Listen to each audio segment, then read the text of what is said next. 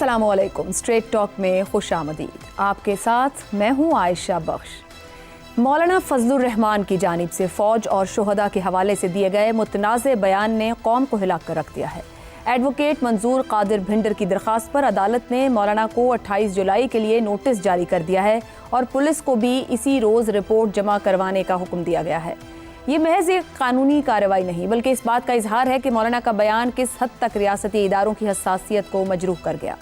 जो बात सबसे ज़्यादा तवज्जो तलब है वो ये है कि मौलाना के खिलाफ रद्द-ए-अमल किसी एक सियासी जमात तक महदूद नहीं। पाकिस्तान तहरीक इंसाफ जैसी रवायती हरीफ जमात से लेकर वकला बरादरी, सिविल सोसाइटी और उलमाए कराम तक सब ने एक ज़बान होकर इस बयान की मजम्मत की है। ये इत्तेफाक राय खुद इस बात की दलील है कि मौलाना इस बार कोई सियासी नुक्ता नहीं बल्कि एक ऐसी लकीर उबूर कर गए हैं जिसे पाकिस्तान की सियासत में हमेशा तकद्दुस दिया जाता रहा है, यानी शुहदा और सलामती इदारों का एहतराम। सवाल यह है कि इतना तजर्बाकार और रख रखाव रखने वाला सियासी रहनुमा आखिर ऐसा बयान क्यों दे बैठा? इसका जवाब मौलाना के सियासी माजी में छुपा है। कश्मीर कमेटी की चेयरमैनी हो या खारजा उमूर, मौलाना ने हमेशा इक़्तिदार के हुसूल को ही अपना सियासी नज़रिया बनाए रखा। विकीलीक्स के इंकिशाफात इस अमर की महज एक मिसाल हैं कि इक़्तिदार की ख्वाहिश किस हद तक उनकी सियासत पर हावी रही। यही वजह है कि उन पर रवायती सियासतदानों की तरह करप्शन के इल्ज़ामात भी लगते रहे हैं। जमहूरियत से मौलाना की वाबस्तगी का रिकॉर्ड भी कुछ मिसाली नहीं। 2002 के मुतनाज़े इंतखाबात के बाद खैबर पख्तूनख्वा में सूबाई हुकूमत के एवज़ उस दौर के फौजी हुक्मरान के लिए मुतनाज़े 17वीं तरमीम में सहूलतकारी हो या 2018 के इंतखाबात को धांधली ज़दा करार देकर उनके खिलाफ लॉन्ग मार्च करना और फिर उसी असेंबली की हुकूमत में शामिल हो जाना और अपने बेटे को भी वजीर बनवा लेना, ये सब मौलाना की अमलियत पसंदी का सबूत है। असल हकीकत यह है कि मौजूदा सियासी निज़ाम में मौलाना या उनके किसी करीबी रिश्तेदार के लिए कोई हिस्सा नहीं निकल रहा। यही वजह है कि वो वक्फे से निज़ाम के खिलाफ बयानात देते रहते हैं और अब ये सिलसिला शुहदा के खिलाफ हर्जा सराई तक जा पहुँचा है। पाकिस्तान की तारीख में जुल्फ़िकार अली भुट्टो, बेनज़ीर भुट्टो, नवाज शरीफ और जरदारी जैसे कौमी धारे के सियासतदानों ने भी अपने अपने अदवार में रियासती इदारों के मखसूस ओहदेदारों पर तनकीद की है, मगर कभी भी सलामती के इदारों या शुहदा को मजमूई तौर पर हदफ नहीं बनाया। मौलाना का तर्ज अमल इस रिवायत से वाज़े इन्हिराफ है। अब असल सवाल यह है कि क्या मौलाना फजलुर रहमान को अपने इस मुतनाज़े सियासी और कानूनी कीमत चुकाना पड़ेगी? क्या 28 जुलाई की समाअत इसका पहला जवाब देगी? इसी जाविये से पैनल के सामने सवाल रखेंगे। हमारे साथ हैं शहजाद चौधरी, ज़ैगम खान और रज़ा रूमी साहब। प्रोग्राम का सवाल आप सभी के लिए। हुकूमतों का हिस्सा रहने, हुकूमतें बनाने, गिराने, मुख्तदरा से ताल्लुकात का वसी तजर्बा रखने वाले मौलाना फजलुर रहमान का मुतनाज़े बयान जोशे खिताबत, ज़बान की लग़ज़िश या सियासी महरूमी की फ्रस्ट्रेशन? ज़ैगम साहब, फ़ैसला करें, अंदाज़ा लगाएं, तज्ज़िया दें कि ये मुतनाज़े बयान मौलाना फजलुर रहमान ने क्यों दिया और क्या 28 जुलाई की समाअत मौलाना फजलुर रहमान की सियासी ज़िंदगी का बड़ा कानूनी इम्तिहान बन सकती है? आयशा, इस बयान पर बहुत ज़्यादा जज्बाती होने से पहले हमें सियाक़ो सबाक़ को समझना बहुत ज़रूरी है। बिल्कुल दुरुस्त। मैं आपको वो मौलाना फजलुर रहमान दिखाता हूँ जिस पर बहुत कम बात होती है। यहाँ पर भी जब उनकी सियासत की बात होती है तो वो बात नहीं होती। अफ़गानिस्तान के बहुत एक मारूफ एक जर्नलिस्ट हैं, सहाफ़ी हैं, समी यूसुफ़ज़ई। उन्होंने कई दफ़ा सोशल मीडिया पर लिखा है कि अगर अफ़गानिस्तान में एक भी मौलाना फजलुर रहमान होता तो अफ़गानिस्तान के हालात मुख्तलिफ होते। देखिए, आज TTP के पास खैबर पख्तूनख्वा में कोई सपोर्ट नहीं है, कोई अवामी सपोर्ट नहीं है। बलूचिस्तान में कोई अवामी पजीराई नहीं है। क्यों नहीं है? उसकी एक बड़ी वजह मौलाना फजलुर रहमान और जमीयत उलमाए इस्लाम है। इन इलाकों की बड़ी मजहबी कुव्वत जमीयत उलमाए इस्लाम है जो वहाँ वोट, पार्लिमान और आइनी सियासत का रास्ता देती है, जो गोली के मुतबादिल के तौर पर अपना नज़रिया पेश करती है। इस जमात के सैकड़ों उलमा ने, मुफ्तियों ने बार बार दहशत गर्दी के ख़िलाफ़ फतवे दिए, बार बार। पैगाम पाकिस्तान में वो शामिल थे। इस जमात ने नेशनल एक्शन प्लान की सपोर्ट की है और रियासत اور فوج کے ساتھ کھڑے ہونے کی وجہ سے انہیں بار بار ٹارگٹ کیا گیا ہے. درست ہو گیا. خود مولانا پر 2 بار قاتلانہ حملے ہوئے ہیں, 2 بار خودکش حملے ہوئے ہیں. ان کے جید علماء کو شہید کیا گیا ہے. مولانا حسن جان, مولانا نور محمد بالکل سابق ممبران قومی اسمبلی تھے, اور بہت سے بڑے بڑے, ان کے سینکڑوں کارکنوں کو دہشت گردوں نے شہید کیا ہے. کیوں کیا ہے؟ اس لیے کہ وہ ان کے راستے کی دیوار ہے. آج لوگ کہتے ہیں جی وہ شہداء کی توہین کر رہے ہیں. بھئی یہ شہداء کی جماعت ہے. اس جماعت کے سینکڑوں لوگوں نے فوج کے ساتھ قربانی دی ہے. ان کا محاذ مختلف ہے. اپنے محاذ پر جو قربانیاں دینی چاہیے وہ اپنے حصے سے زیادہ دے رہے ہیں. وہ ایک نظریاتی دیوار ہے دہشت گردوں کے سامنے. تو ظاہر ہے شکوے بھی ہو سکتے ہیں جب آپ اکٹھے ہوں. ایک محاذ ایک کے پاس ہے, ریاست کے پاس ہے, ایک محاذ علماء کے پاس ہے. علماء کا محاذ انہوں نے بہت زبردست. زیغم صاحب کسی کی بھی قربانی یا شہادت کو تو ہم چیلنج ہی نہیں کر رہے. پھر مولانا صاحب سے یہ جو کہہ دیا یا جو متنازع بیان دے دیا, یہ کیا ہے؟ جوش خطابت ہے, زبان کی لغزش ہے, یا وہ سیاسی محرومی کی فرسٹریشن ہے؟ ظاہری بات ہے یہ ماضی ہے اور حقیقت ہے جو سب کچھ آپ کہہ رہے ہیں. جو میں نے ابتدائیے میں کہا وہ بھی ایک حقیقت ہے, وہ بھی اپنے حقائق کے ساتھ سامنے کھڑا ہے. جو آج مولانا فیل کر رہے ہیں, محسوس کر رہے ہیں یا ایکسپریس کر رہے ہیں, وہ کیا ہے؟ آپ کی دونوں باتیں ٹھیک ہیں. مولانا اس وقت غیر متعلق محسوس کر رہے ہیں. پی ڈی ایم کے ساتھیوں نے انہیں ڈچ کر دیا ہے. مشکل وقت میں جن کے ساتھ وہ کھڑے ہوئے تھے آج ان کے ساتھ نہیں ہیں. اسٹیبلشمنٹ ان کو لفٹ نہیں کرا رہی. پھر آپ دیکھیے کہ وہ کہاں پر ہیں. ان کی سیاست کے آپ کنٹیکسٹ کو دیکھیے, جہاں ان کی بیس ہے اس کو دیکھیے. وہاں کون ہے؟ ایک طرف ایک نسل پرست پاپولسٹ تنظیم ہے جس پر پابندی لگائی گئی ہے, دوسری طرف دہشت گرد ہیں. اپنی بیس کو انہیں بار بار بتانا پڑتا ہے کہ وہ اسٹیبلشمنٹ کے ساتھ غیر مشروط طور پہ ساتھ نہیں ہیں, وہ پاکستان کے ساتھ ہیں. ان کے الفاظ میں ایک ناراضگی ہوتی ہے, جوش خطابت ہوتی ہے, لیکن اس جوش خطابت کو بھی تو ہم نے کنٹیکسٹ میں رکھنا ہے نا.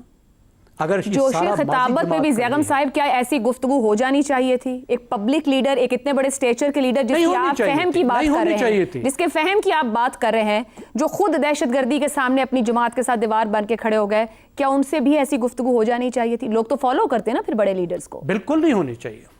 آپ درست کہہ رہی ہیں, کوئی اس کی سپورٹ نہیں کر رہا. ایسے الفاظ کی کوئی سپورٹ نہیں کر رہا, نہ کی جا سکتی ہے. اور مولانا جیسے ایک جید عالم سے, اتنے بڑے سیاستدان سے توقع نہیں رکھی جا سکتی. لیکن ہم یہ نہیں کر سکتے کہ ایک بنیاد, ایک بیان کی بنیاد پر جو پورا سیاق و سباق ہے اس کو بھول جائیں, ان کی اس جنگ میں اہمیت کو بھول جائیں. دیکھیں ان کے ساتھ جو سنجیدہ مکالمہ ہے وہ ان پر احسان نہیں ہے, وہ انسداد دہشت گردی کی جنگ کی ضرورت ہے. درست. بعض اوقات ایسی باتوں پر اوور ریئیکٹ کرنے کی بجائے آپ کو خاموش بھی ہونا پڑتا ہے, آپ کو انگیج بھی ہونا پڑتا ہے. اس وقت ان کے ساتھ انگیج کرنا چاہیے. اس جنگ میں وہ قوم کے ہراول دستے میں شامل ہیں, وہ فوج کے ساتھ ہیں, وہ ریاست کے ساتھ ہیں, وہ ہمیشہ ساتھ رہے ہیں. تو اس میں اس بیان کے غبارے کو ہم اتنا زیادہ نہ پھیلائیں کہ اپنے ساتھ لڑنے والوں کو, اس جنگ کی قیادت کرنے والوں کو بھی ہم مشکوک بنا دیں, غدار ڈکلیئر کر دیں. ٹھیک ہو گیا زیغم صاحب, درست. لیکن اب معاملہ ظاہری بات ہے عدالت تک پہنچ گیا ہے. دیکھتے ہیں شہزاد چودھری صاحب, ماضی میں ہم نے دیکھا بھٹو ہوں, بے نظیر ہوں, نواز شریف ہوں, یہاں تک کہ عمران خان صاحب بھی, جب ان کو اعتراض رہا تو انہوں نے مخصوص شخصیات, ان شخصیات کے سیاسی کردار, ان کے طرز پر بات کی. ایون جلسوں میں بھی تنقید کی گئی ہوگی, مگر کبھی بھی ادارے یا شہداء کے اوپر اس طریقے سے سوالیہ نشان نہیں بنایا گیا ہوگا, یا انہیں اس طرح کی متنازع گفتگو نہیں کی گئی جو مولانا نے اسے ایک جملے میں کر دی ہے. اور غلطی کسی سے بھی کسی بھی وقت ہو سکتی ہے. آپ کے خیال میں واقعی مولانا حد سے گزر گئے؟ کیا انہیں ایک قدم پیچھے ہٹنا پڑے گا؟ زیغم صاحب نے کچھ گفتگو کی ہے کہ ان کے سٹیچر کے حساب سے اس کو ایک طرف رکھتے ہوئے بعض اوقات ایک غلطی ہی ساری چیز کو کہیں نہ کہیں پیچھے کی طرف دھکیل دیتی ہے. مولانا کو ایک قدم پیچھے ہٹ جانا چاہیے یہاں سے. دیکھیں میرا خیال ہے کہ مولانا نے وہ کہا جو ان کے دل میں تھا. مولانا نے وہ کہا جو کہ وہ بحالت مجبوری اور ضبط کے ساتھ روکے ہوئے تھے. مولانا کے منہ سے سچ نکلا ہے, مولانا نے سچ بولا ہے, کیونکہ یہ سچ میں جانتا ہوں اور میں پہچانتا ہوں. میرے پہلے 10 سال جو ٹی وی کے اوپر گزرے 2008 سے لے کے 18 تک, وہ 10 سال یہی سنتے گزرے.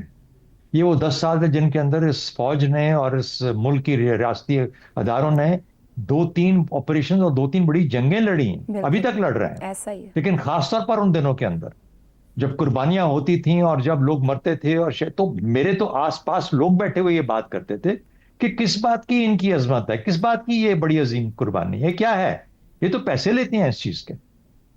تو یہ مائنڈ سیٹ ہے, یہ مائنڈ سیٹ کچھ عرصے سے رکا ہوا تھا, یہ اب دوبارہ آپ کے سامنے فضل الرحمان صاحب کی آواز کے اندر سامنے آ گیا. یہ مائنڈ سیٹ آج بھی چھپا ہوا ہے, لوگوں کے ذہنوں میں بیٹھا ہوا ہے, اور لوگ یہ کہتے ہیں, میں سن چکا ہوں, اپنے کانوں سے سن چکا ہوں, اور میں واقعی میں, کیونکہ ظاہر ہے کہ ایئر فورس میں ہونے کی وجہ سے کبھی ہمیں موقع نہیں ملتا تھا کہ پبلک کے ساتھ اس طریقے سے ڈیل کیا جائے جیسے چند فوجی افسران کو, شاید سینئر افسران کو ملتا ہوں. لیکن یہ آوازیں, اس طرح کی آوازیں مجھے ہلا کے رکھ دیا تھا ان آوازوں, اور مجھے پتا ہے کہ آج بھی یہ آوازیں اسی طریقے سے قائم ہیں. بحالت مجبوری آج خاموش ہیں, یہ بولیں گے, یہ پھر دوبارہ وقت تبدیلی آئے گی تو بولیں گے, اور یہی نہیں اسی زبان میں بولیں گے. دیکھیے بات سنیں, مولانا صاحب کو اصل میں تھوڑا سا کوئی فرق کرنا چاہیے, ہلکا سا. ان کو یہ پتا ہونا چاہیے کہ مرسنری فورس کیا ہوتی ہے, ان کو یہ پتا ہونا چاہیے کہ کنسکرپشن فورس کیا ہوتی ہے اور والنٹیئر فورس کیا ہوتی ہے. جو مرسنری فورس ہے وہ کرائے کی فوج ہوتی ہے, وہ آپ کے پیسے دے کے ان سے کام کروا لیتے ہیں. تو پاکستان کی افواج مرسنری فورسز نہیں ہے, یہ والنٹیئر فورسز ہیں اپنی مرضی سے.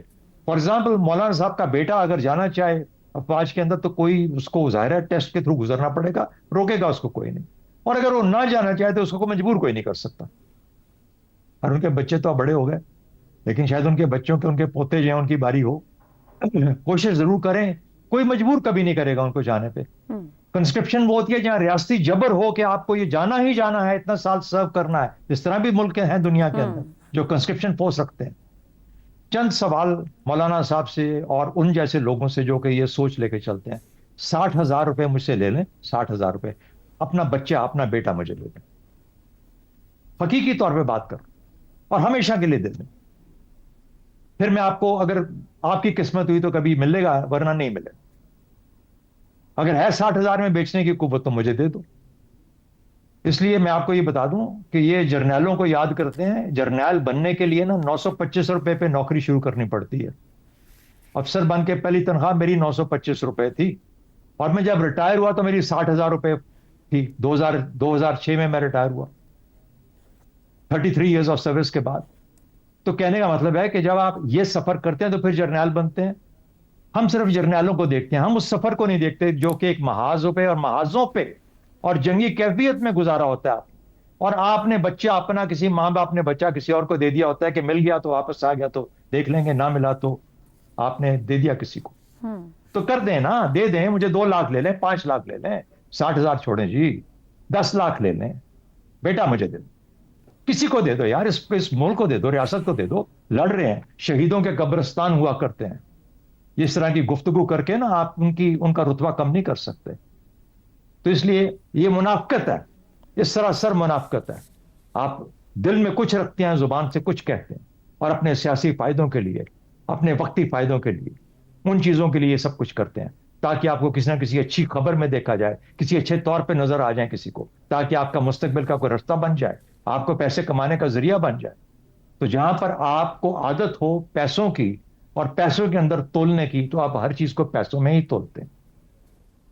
یہ ہے فرق ان لوگوں میں جو کہ بغیر سوچے سمجھے چلے جاتے ہیں, اور پھر اس کے بعد پھر اپنی زندگی وہاں لگا آتے ہیں, اور وہ لوگ جو کہ باہر بیٹھ کے پھر یہ مذاق اڑاتے ہیں. اور اس قسم کی, دیکھیے یہ الفاظ اور محاورے کی بات نہیں ہے, یہ احساس کی بات ہے. کسی کی اولاد کی احساس کر لیجئے, ساتھ والے گھر کے کسی بچے کی اولاد کی احساس کر لیجئے, اپنے ووٹرز کے بچوں کی احساس کر لیجئے, ان کے لیے اچھا لفظ استعمال کر لیجئے. تو مجھے یہ کوئی نہ بتائے کہ یہ اصل میں ان کا یہ رول ہے, ان کا یہ جو رول ہے وہ بھی ہمارے سامنے ہے, وہ بھی ہمارے سامنے, وہ بھی 100% ہمارے سامنے ہے کہ کیا کرنا چاہیے مغربی سرحد پہ یا نہیں کرنا چاہیے. یہ بھی ان میں سے بھی شامل ہے. بہرحال دیکھیے ہم سب اس ملک کے رہنے والے ہیں. آپ سمجھتے ہیں کوئی قانونی کانسیکوینسز ہوں گے؟ ہم نے دیکھا بانی پی ٹی آئی کا 9 مئی, بانی ایم کیو ایم کا اگست 2015 بھی سیاسی قانونی قیمت دونوں کو ادا کرنی پڑی گئی. نہ کہیں آپ کا سوال یہ ہے کہ کیا یہ جیل میں جائیں گے کیونکہ فوج بڑی اپسیٹ ہو گئی ہے, یہ سوال ہے آپ کا. میرا حال ہے فوج ان چیزوں سے, ایسے لوگوں سے اپسیٹ نہیں ہوا کرتی, نہیں ہونے کی ضرورت ہے. کام ہم نے کیا کیا نہیں سنا ہوا, کیا کیا نہیں سہا ہوا, ہم نے پھر بھی اپنا کام کبھی نہیں چھوڑا. یہ فوج کو طریقہ آتا ہے, اس کو پتا ہے, اس کی دیکھیں at the peril of my life آپ اوتھ لیتے ہو کہ میں اپنی زندگی کی قیمت اس کے اوپر, اس کے صدقے میں آپ کو آج اپنی کمیشن پہن رہا ہوں, اپنا جوائن کر رہا ہوں, یہ چاہے فوجی ہے چاہے افسر ہے, وہ سب یہ لیتا ہے at the peril of my life. زندگی میں اپنی دے رہا ہوں, آپ لوگ ریاست کے نام کر رہا ہوں, ملک کے نام کر رہا ہوں. ٹھیک.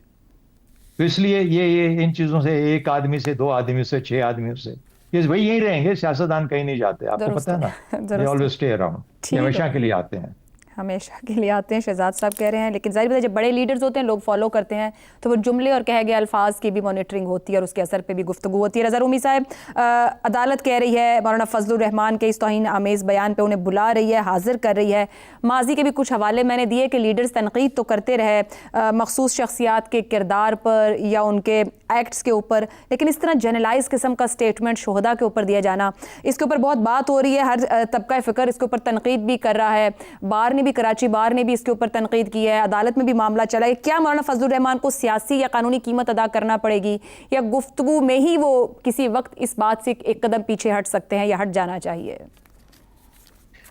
دیکھیے, سب سے پہلے تو یہ واقعہ ہے عائشہ کہ سیاسی قیمت مجھے نہیں پتا کہ ان کو کیا ادا کرنی پڑے گی. آلریڈی جو وہ فرسٹریشن کا شکار ہیں اور اقتدار سے دور ہیں, کیونکہ ان کو بھی تو آپ کو پتا ہے کہ کتنی دہائیوں سے عادت ہے کہ وہ ہر حکومت میں اقتدار میں ہوتے ہیں, چاہے کشمیر کمیٹی میں ہو, کبھی صوبہ بلوچستان یا خیبر پختونخوا میں حکومتوں میں شامل ہوں, یا مرکز میں وزارتیں, پرکس, پریولیجز, ان کی تو بڑی پرانی ان کی ایک وہ جسے کہتے ہیں روٹین بن چکی ہے. تو اس بیان کے بعد تو وہ دوری اقتدار سے مزید گہری ہو جائے گی. یہ تو فی الحال ان کو کچھ نہیں ملنے والا. اگر ان کی یہ اسیسمنٹ ہے کہ وہ اس طرح کا بیان دے کے تو اسٹیبلشمنٹ کو پریشرائز کر دیں گے اور اسٹیبلشمنٹ گھبرا کے ڈر کے جو ہے وہ ان کو اقتدار میں حصہ دے دے گی, تو ایسے تو ہونے والا نہیں ہے. ایک تو یہ بات ہے. دوسری بات یہ ہے کہ مولانا فضل الرحمان جو ہے وہ سیاسی طور پر ان کو بہت نقصان پہنچا ہے خیبر پختونخوا اور میں اسپیشلی پی ٹی آئی کے ہاتھوں. اور پہلے تو پی ٹی آئی کی جو پاپولزم تھا وہ آہستہ آہستہ وہ اس نے ان کا ووٹ بینک جو ہے اس کو کاٹا ہے, اور اب پی ٹی آئی کی اینٹی اسٹیبلشمنٹ سیاست جو ہے وہ مزید اس نے پی ٹی آئی کی جو سیاست میں اور مقبولیت میں ایک روح پھونکی ہے. تو اس وقت مولانا فضل الرحمان بھی کہہ رہے ہیں کہ بھئی اگر وہ دکھائی دیں گے کہ وہ پرو اسٹیبلشمنٹ ہے تو پھر تو ان کی رہی صحیح جو پولیٹیکل سپورٹ یا ان کی جو سپورٹ بیس ہے وہ بھی ان سے مزید نالا نہ ہو جائے. تو ایک تو یہ سیاسی مجبوری بھی ہے. یہ ساری چیزیں سیاسی مجبوریاں ہیں. اور اس سے بڑھ کر میں آپ کو بتاؤں کہ یہ اس کو ذرا اگر گہرائی میں جائیں تو یہ پاکستان کے دائیں بازو کی جو مذہبی جماعتیں ہیں ان کا ہمیشہ سے دہشت گردوں کے بارے میں ایک بڑا ہی مبہم قسم کا نظریہ رہا ہے.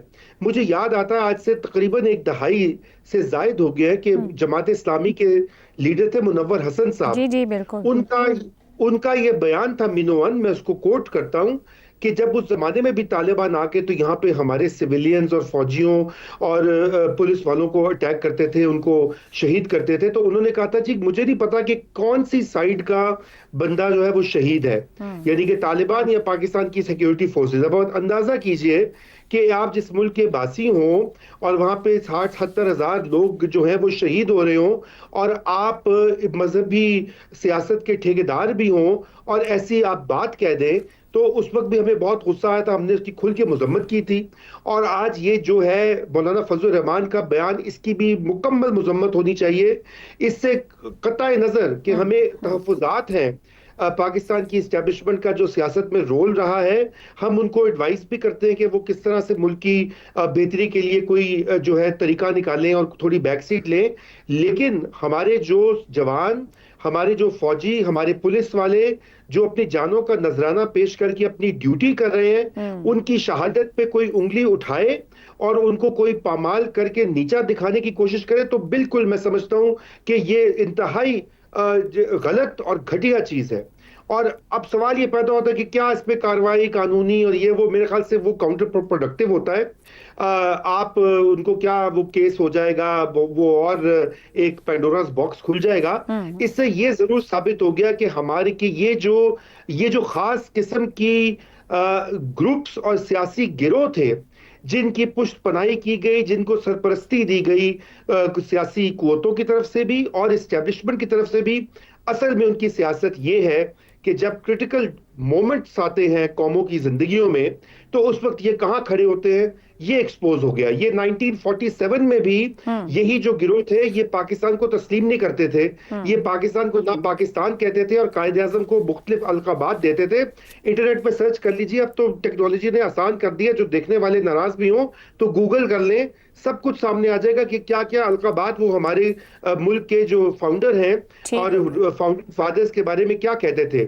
تو 47 سے آج تک ہم تو جانتے ہیں, جانے نہ جانے تو گل ہی نہ جانے, جو گل آپ سمجھتی ہیں کون ہے, ہم تو اچھی طرح سے جانتے ہیں ان کی سیاست کیا ہے اور ان کی مطلب پرستی, موقع پرستی اور مذہب کا چورن بیچنا کیا ہے. جی عائشہ, درست ہو گیا جی. گفتگو یہاں پہنچی کہ جو لیڈرز ہیں, قائدین ہیں, ان کو اپنی ذات مفسی مجبوریوں کو پیچھے رکھتے ہوئے عوام کے معاملات پر جب گفتگو کریں تو جذبات بھی تھوڑے قابو میں رہنے چاہیے.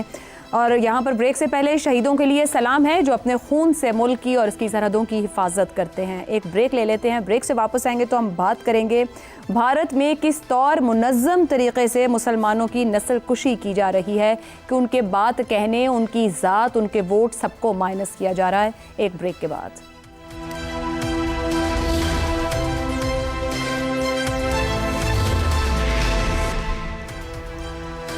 پروگرام میں ایک بار پھر خوش آمدید. بی جے پی کی 12 سال سے زائد حکمرانی کے بعد بھارت میں اقلیتیں, خاص طور پر مسلمان, ہندتوا کے جنونیوں کے ہاتھوں فسطائی غنڈہ گردی کا سامنا کر رہے ہیں, جبکہ بھارتی ریاست بھی انہیں حق رائے دہی سے محروم کرنے کے لیے قانونی ہتھ کنڈے استعمال کر رہی ہے. تازہ ترین مثال مختلف بھارتی ریاستوں میں ووٹرز کی بڑے پیمانے پر چھانٹی ہے. اقوام متحدہ کے 3 خصوصی نمائندوں نے یہ معاملہ نئی دلی کے سامنے رکھا ہے اور تحقیقات کا مطالبہ کیا ہے کہ 52 ملین تک ووٹرز کے نام من مانے طریقے سے فہرستوں سے حذف کیے گئے ہیں. اگرچہ دیگر دوسری اقلیتوں کو بھی نشانہ بنایا گیا ہے, لیکن اکثریت مسلمانوں کی ہے. بھارتی الیکشن کمیشن نے یہ عمل اسپیشل انٹینسیو ریویژن یعنی SIR کی آڑ میں انجام دیا ہے. یہ بات واضح ہے کہ اس اقدام کے پیچھے تعصب کار فرما ہے. مغربی بنگال کے ایک حلقے میں حذف کیے گئے ووٹرز میں سے 95% مسلمان تھے, حتیٰ کہ درست دستاویزات ہونے کے باوجود ووٹرز کو حق رائے دہی سے ہی محروم کیا گیا. کئی ہزار بنگالی مسلم ووٹرز کو بنگلہ دیشی غیر قانونی تارکین وطن قرار دے کر ان سے ووٹ کا حق چھینا گیا. ماضی میں بھی بی جے پی حکومت نے اسی طرح کے قانونی ہتھ کنڈے استعمال کرتے ہوئے بھارتی مسلمانوں کو شہریت سے محروم کیا. شہریت ترمیمی قانون اور نیشنل رجسٹر آف سٹیزنز اس کی نمایاں مثالیں ہیں. یہ حالیہ اقدامات ایک بار پھر بھارت کے دنیا کی سب سے بڑی جمہوریت ہونے کے دعوے کی نفی کرتے ہیں. کیا کوئی جمہوریت اپنے ہی شہریوں کو مذہبی اور نسلی بنیادوں پر حق رائے دہی سے محروم کرتی ہے؟ واضح دکھائی دے رہا ہے کہ یہ اقدامات بھارت کو ایک ہندو راشٹریہ میں تبدیل کرنے کے لیے کیے جا رہے ہیں, جہاں مسلمان اور دیگر اقلیتیں کمتر مخلوق کے طور پر رہ سکیں اور قومی دھارے سے خارج رہیں. عالمی برادری کو مسلمان ووٹرز کے اس بڑے پیمانے پر اخراج کے معاملے کی پیروی کرنی چاہیے. کیا عالمی برادری کے ساتھ خود بھارت کے سیکولر حلقے اس حوالے سے مودی حکومت کے سامنے کھڑے ہو پائیں گے؟ انہی سوالوں کے جواب تلاش کرتے ہیں اس سوال میں. 52 ملین ووٹرز کا فہرستوں سے غائب ہو جانا, مسلمانوں کی منظم نسل کشی کا پیش خیمہ. کیا سیکولر جماعتیں بھی مودی کے ہندتوا ایجنڈے کے سامنے بے بس ہو چکی؟ رضا رومی صاحب, آپ نے تو دلی بائی ہارٹ بھی لکھی, لیکن اس کے بعد گزشتہ 12-13 سال مودی کی جو راج رہا ہے وہ تو کچھ اور بھارت کی تصویر پیش کرتا ہے, کیونکہ ہم سیاست, معاشرت, آرٹ, ان کی فلم, کلچر, ثقافت جہاں دیکھیں بھارتی مسلمان ہمیں چھائے ہوئے دکھائی دیتے ہیں. لیکن اس وقت تو اپنی شہریت بچانی مشکل ہو رہی ہے. کیا سیکولر طاقتیں بھی بھارت میں بے بس ہو چکی ہیں؟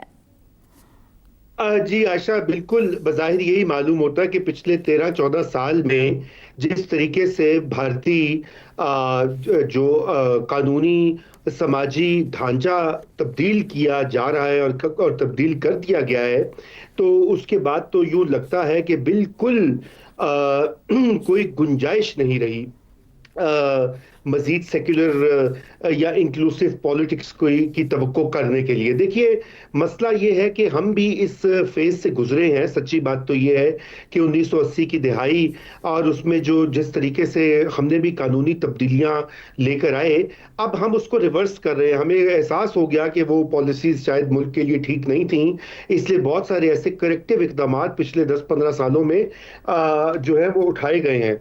اور میں آپ کو یہ عرض करूं कि हिंदुस्तान में अलबत्ता जो हो रहा है वो आहिस्ता आहिस्ता इस तरीके से हो रहा है कि वो इरिवर्सिबल होता जा रहा है। खुद हिंदुस्तान के जो पढ़े लिखे सोचने समझने वाले लोग हैं वो इसके ऊपर आवाज भी बुलंद करें और लिख भी रहे हैं, लेकिन अवामी सतह के ऊपर और सियासी सतह के ऊपर ये सिस्टम जो है हिंदुत्व का, ये इतना मजबूत हो चुका है, और ये वोटर लिस्ट की छांटी करना और एक्सक्लूजन की, इसको कहते हैं पॉलिटिक्स, वो इतनी एक सख्त तरीके पर और इतनी पक्की तरीके के ऊपर बीजेपी ने इम्प्लीमेंट की है कि अब यूं लगता है कि आने वाली दहाइयां जो हैं उसमें हिंदुस्तान का नक्शा ही बिल्कुल फर्क होगा। क्या ये हिंदुस्तान में ये चल सकेगा? देखिए, मैं नहीं समझता कि ये ज्यादा देर इस तरह की सियासत और इस तरह की माशरत जो है वो चलती है, क्योंकि उसमें फिर माशरे में कॉन्फ्लिक्ट जो है वो जन्म लेता है, और वो दिखाई भी देता है हिंदुस्तान में जा बजा, गरचे के बड़ी सख्ती से उसके ऊपर कंट्रोल किया जाता है। तो ये एक ऐसा मामला है कि इसको इंटरनेशनल जो इंसानी हकूक की तंजीमें वो भी उठा रही हैं। देखिए, HRW ने भी इसके ऊपर बहुत सी रिपोर्ट शाया की हैं, एमनेस्टी ने भी की हैं, मगर मसला ये है कि मगरिब में जो यूरोप और अमेरिका के जो हुकूमतें हैं, जो उनकी बड़ी कंपनियां हैं, वो इंडिया को समझती हैं कि ये बहुत बड़ी मार्केट है। अब कनाडा को देख लीजिए, जहां पर एक कैनेडियन नेशनल को कनाडा की सरजमीन पर मुबैना तौर पे इंडियन हुकूमत के ऑर्डर्स के ऊपर एक सिख रहनुमा को कत्ल किया गया, और शुरू में बड़ा शोर मचाया कनाडा ने, लेकिन फिर उसके बाद जाके कैनेडियन कंपनीज के प्रेशर में उन्होंने दोबारा से तिजारत जो है उसका आगाज कर लिया है। ये उस वक्त तक हिंदुस्तान को, जब तक इंटरनेशनल कम्युनिटी जो है, तो क्या कहा जाए फिर, ये HRCP या बड़ी बड़ी तंजीमें या आलमी जो बरादरी जो है वो सिर्फ इस तरह का स्टेटमेंट ही देगी, मुजरिमाना खामोशी रखेगी? अगर मुसलमानों समेत अक़लियतें इतना सफर कर रही हैं तो ये तो फिर बिजनेस एज यूजुअल तो चलेगा, क्योंकि बिजनेस ही दरकार है सबको। जी, अनफॉर्चुनेटली अभी तक तो यही दिखाई देता है। जब तक हिंदुस्तान के अंदर जो आपने जो डोमेस्टिक सियासत की बात की, जो सेक्युलर पार्टियां थी जैसे कांग्रेस जो कि डिक्लाइन पर है, या दीगर रीजनल पार्टीज जो कि यकीन रखती हैं किसी न किसी सेक्युलर जमहूरियत में और मुसलमानों को और दीगर मज़ाहिब के लोगों को बराबर के हकूक देने के लिए, वो जब तक तहरीकें नहीं उठेंगी हिंदुस्तान में, उस वक्त तक ये मामला आगे नहीं जाएगा। वो कुछ मखदूश लगता है मुस्तकबिल उन तहरीकों का। फिलहाल तो कोई आसार नहीं है, और अफसोस की बात है कि हम क्या कह सकते हैं, हम तो उनके लिए आवाज और सॉलिडारिटी ही कर सकते हैं हिंदुस्तान के मुसलमानों के लिए। जहां सेकुलर जमातों के किरदार पर बात, सब कांग्रेस की भी जब बात करते हैं तो बड़ा अहम सवाल उठता है कि खुद कांग्रेस का इस वक्त क्या वेट है या कोई किरदार वहां अदा कर सकती है। एक ब्रेक के बाद गुफ्तगू आगे बढ़ाएंगे।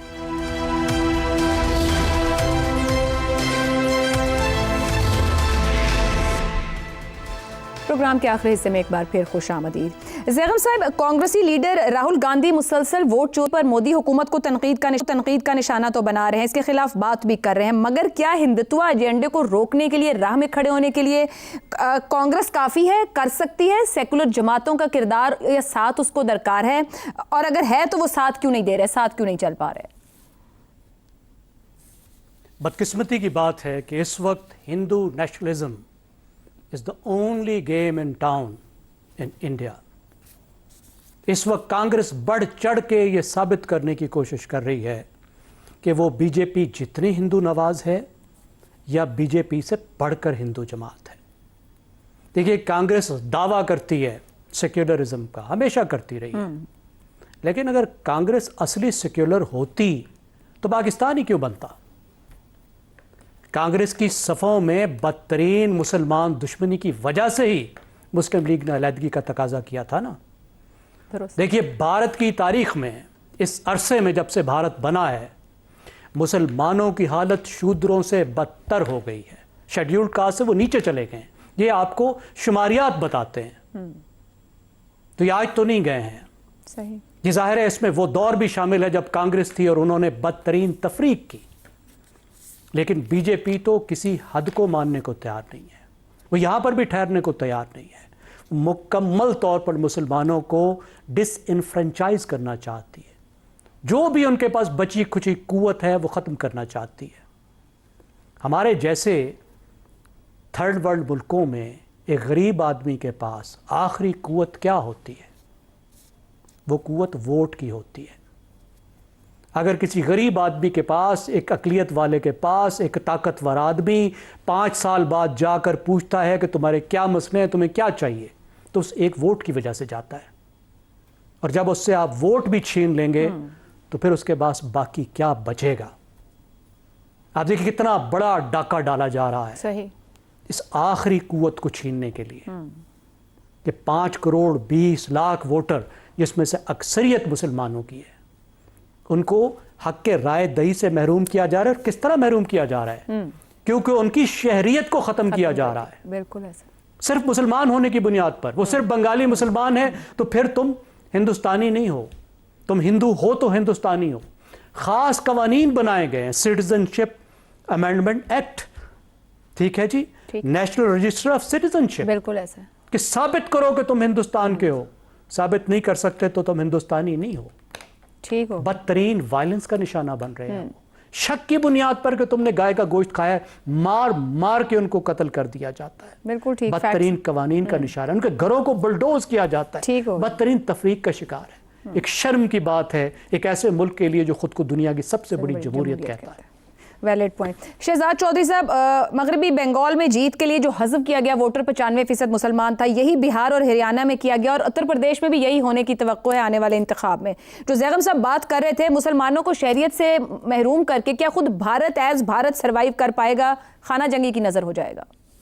اچھا، ایک تو جو NRC ہے نا، نیشنل رجسٹر فار سٹیزن، جی، یہ وہ ہے جس کے اندر کے جو لوگ اس وقت جو باہر سے آئے ہوئے ہیں، جن کو کہ روہنگیا ہیں، بنگلہ دیشی ہیں یا کہیں اور سے ہیں، وہ اپنے ثبوت لے کے آئے کاغذوں کے ساتھ کہ یہاں پیدا ہوئے یا ان کی پیدائش کدھر کی ہے۔ اب وہ برتھ اس زمانے میں کیا ہوتا تھا، سرٹیفکیٹ نہیں ہوتا تھا، وہ نہیں کر پاتے، تو ظاہر ہے کہ ان کو نکال کے مسلمان ہوتے ہیں تو ان کو علیحدہ، وہ سٹیزن نہیں ہوتے، ان کو علیحدہ کر دیتے ہیں، واپس بھیج دیتے ہیں۔ اس میں روہنگیا اور یہ باقی سارے شامل۔ اچھا، سٹیزن امینڈمنٹ ایکٹ کیا تھا؟ سٹیزن امینڈمنٹ ایکٹ یہ تھا کہ جو ہندو افغانستان، بنگلہ دیش، پاکستان، ان آس پاس کے ملکوں سے ہجرت کر کے انڈیا میں چلے گئے ہیں 2014 یا اس سے پہلے، ان کو اس وقت کتنی تیزی کے ساتھ ان کو سٹیزن شپ دی جا سکتی ہے، اور جو باقی لوگ گئے ہیں، کرسچنز ہیں، مسلمز ہیں، یہ ہے وہ، ان کا کوئی اس کے اندر ان کو شامل نہیں کیا جاتا۔ تو یہ مکمل طور پر کہ ہندو اسٹیٹ، ہندو ریاست، ہندو معاشرہ بنانے کی کوشش ہے۔ بدقسمتی ان کی یہ ہے کہ 20% ایسے ہیں جو کہ نان ہندو ہیں۔ اب یہ 20% ہندوستان کی پاپولیشن کے حساب سے 30 کروڑ بنتے ہیں۔ اس وقت جو باتیں ہو رہی ہیں اس وقت، اور یہ کافی اب یہ چیزیں باتیں پھیلتی جا رہی ہیں کہ اگلا جینوسائیڈ جو ہوگا وہ ہندوستان میں ہوگا اور بہت ہی بھیانک طریقے سے ہوگا۔ اب یہ ہندو جب یہ کریں گے جینوسائیڈ، اگر یہ کرنا چاہتے ہیں، ہندو ریاست کرنا چاہے گی ان کے خلاف، 30 کروڑ کا جینوسائیڈ ہوگا۔ اب 30 کروڑ صرف جینوسائیڈ سہیں گے نہیں، مجھے یوں لگتا ہے کہ جیسے کہ وہ اس کا جواب بھی دیں گے۔ اور ہندوستان کی تاریخ، جو کہ ہندوستان ایز اے ریاست جس شکل میں آج ہمارے پاس ہے، یہ تو بہت پہلا، بہت پرانی بات نہیں ہے، یہ تو ابھی جمع ہوئی ہے۔ پہلے تو یہ ریاست ایگزسٹ نہیں کرتی تھی، اس لیے اس شکل میں جب وہ لوگ اپنے آپ کو بچانے کی کوشش کریں گے، اس ریاست کے خلاف کھڑے ہوں گے، تو پھر وہی کہانیاں شروع ہو جائیں گی جو کہ غالباً مغلوں کے آنے سے پہلے یہاں پہ جس قسم کی ریاستیں رہا کرتی تھیں۔ تو دیکھیے، یہ سوچنے کی باتیں ہیں، لیکن ایک ماڈرن ڈیموکریٹک ریاست کے حساب سے ہندوستان مکمل طور پہ اپنی حیت بدل رہا ہے، چینج ہو رہا ہے۔ اس کے اثرات معاشرے پہ، اس کے اثرات باقی جو زندگی کا طور طریقہ ہے اس پہ بے انتہا پڑیں گے، اور وہ جو بھی ہوں گے بہت بھیانک ہوں گے، اور مسلمانوں کے لیے خاص طور پہ مشکلات بہت بہت زیادہ بڑھنے جا رہی ہیں۔ اور اس سے کیا ہوگا؟ نہ برما ان کے ساتھ ہوگا، نہ بنگلہ دیش ہوگا، نہ پاکستان ساتھ ہوگا۔ تو مجھے لگتا ہے کہ یہ اپنے طور پہ اپنا ایندھن خود جمع کر رہا ہے، اپنے طور پر اپنا ایندھن بھارتی ریاست خود۔ آج کے لیے پروگرام سے اتنا ہی، اجازت دیجیے، اللہ حافظ۔